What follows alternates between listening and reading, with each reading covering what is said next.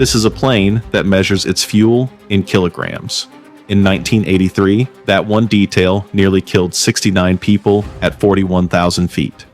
Today, we're breaking down exactly how it happened.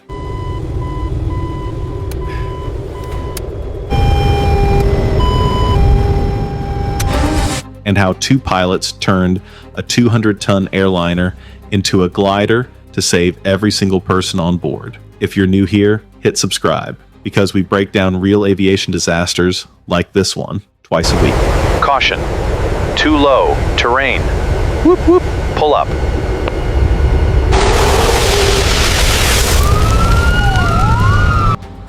Let's rewind to how this flight began. It's July 23rd, 1983. Air Canada. Flight 143 is preparing to leave Montreal, headed for Edmonton, with a short stop in Ottawa along the way. On board are 61 passengers, 8 crew members, and a brand new Boeing 767, barely 5 months old. But this particular 767 has a problem. Its fuel gauge isn't working. The ground crew already knows this, so instead of trusting the broken instrument, they do something pilots have done for decades. They manually measure the fuel using a dripstick, dip it into the tank, read the level, do the math. Simple, right? Here's the catch. This 767 is the very first aircraft in Air Canada's fleet built to metric standards. It measures fuel in kilograms. Every other plane in their fleet still measures in pounds, and the ground crew uses the wrong conversion number. They multiply by 1.77, the number used for pounds. They should have used 0.8, the number for kilograms. It's a tiny difference on paper, but it means the aircraft leaves Montreal with less than half the fuel it actually needs to reach Edmonton. Nobody knows it yet, but this plane is now a countdown.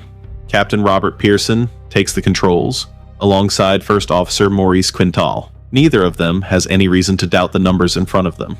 Why would they? The math had been done. The dripstick had been checked. Everything looks normal. The flight climbs to 41,000 feet. Cruising altitude, smooth air, just another routine Saturday flight across Canada. Then, over Red Lake, Ontario, a warning light. Low fuel pressure, left side. Pearson and Quintal aren't alarmed, not yet. A fuel pump failure is common enough. Gravity alone can usually feed the engines even without it. They switch off the alarm and continue, but seconds later, a second warning appears, then a third, and then the left engine dies. Now here's where most pilots would still assume a mechanical fault, a stuck valve, a sensor glitch, something fixable. They begin diverting to Winnipeg just to be safe. They never make it that far, because minutes later, the right engine dies too. At 41,000 feet, over Canada, Air Canada Flight 143 has just become the largest glider in aviation history, and nobody on board planned for that. Let's talk about what both engines out actually means on a modern jet like the 767. This isn't like losing power in a car and coasting to the side of the road.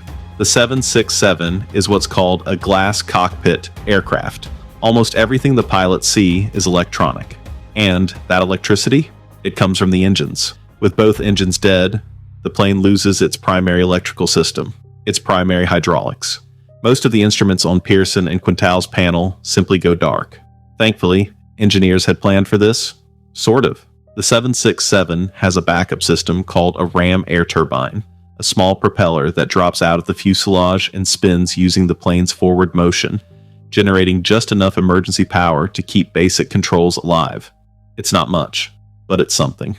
Still, flaps don't work properly. Landing gear has to be dropped using gravity alone, and the pilots are flying almost blind, doing math in their heads to figure out how far this dead aircraft can actually travel before it falls out of the sky. This is where Captain Pearson's background becomes the reason 69 people are still alive today. Outside of flying commercial jets, Pearson had a hobby.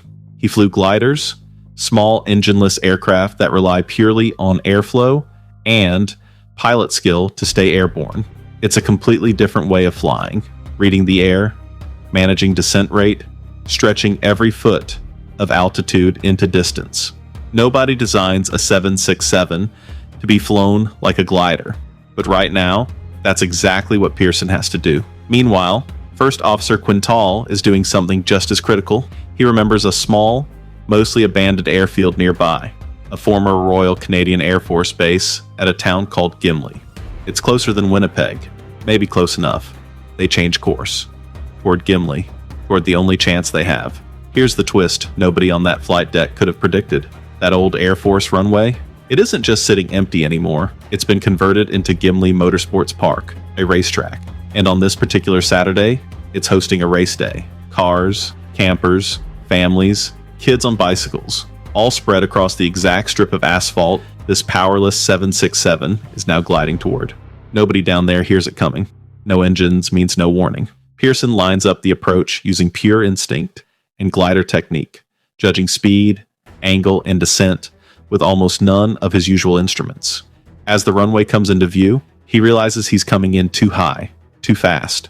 So he does something no commercial pilot had ever done in a jet this size. He performs what glider pilots call a side slip, angling the aircraft sideways to increase drag and lose altitude fast, without gaining speed.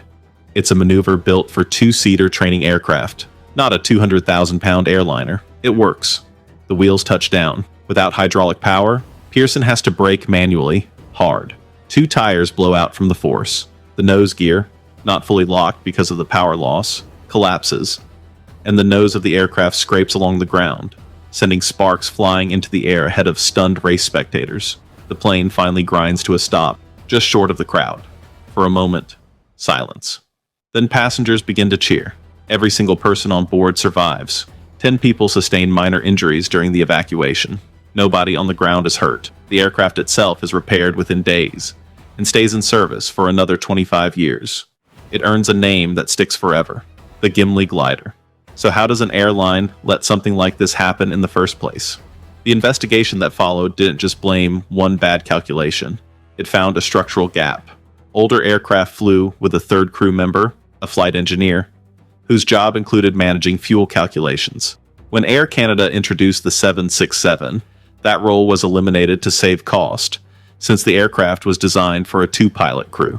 But responsibility for double-checking fuel math during this transition period, it was never clearly reassigned to anyone.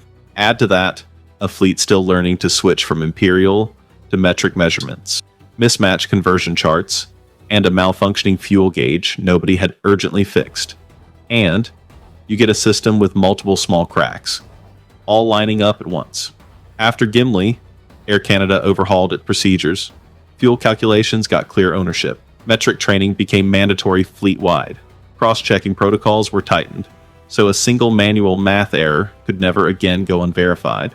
One conversion number, one overlooked responsibility. That's all it took to nearly turn a routine domestic flight into a catastrophe. If this story kept you on the edge of your seat, subscribe for more real aviation investigations. We post new breakdowns like this every few days.